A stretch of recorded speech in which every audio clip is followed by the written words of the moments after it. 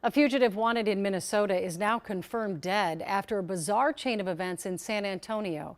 We first told you about David Powers earlier this week after he failed to show up for his trial in Washington County on charges of kidnapping and rape.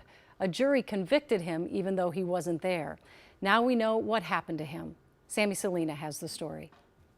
A nationwide hunt for a convicted rapist came to an end in Texas Wednesday night after fugitive David Powers jumped from a bridge, survived the fall, then attempted to carjack a man, but later died from his injuries, according to police. I didn't expect anything like this to happen. Bruce Rivers is Powers' lawyer. He didn't know where his client was when Powers didn't show up to his trial Monday after he testified in his defense Friday.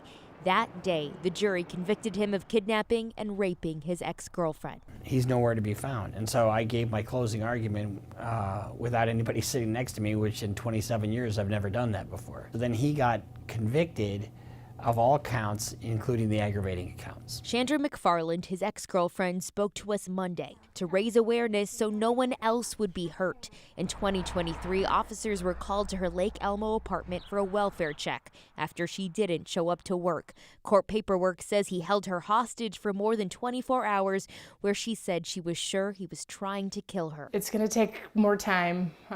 This was such a traumatic event. It's not something that you're just going to forget about. Rivers says he believes Powers ran to Texas because of business connections. San Antonio officers were called to the scene for a report of a suicide in progress. They found an injured Powers attempting to carjack someone. They arrested him, and he died on the way to the hospital. I can tell you exactly what was going through his mind. He thought he was going to get 40 years. In a statement, Chandra McFarland said this morning that learning this news has been completely devastating. My most heartfelt, deepest condolences to his family and closest friends. All of this has been incredibly devastating. My heart breaks for this entire situation.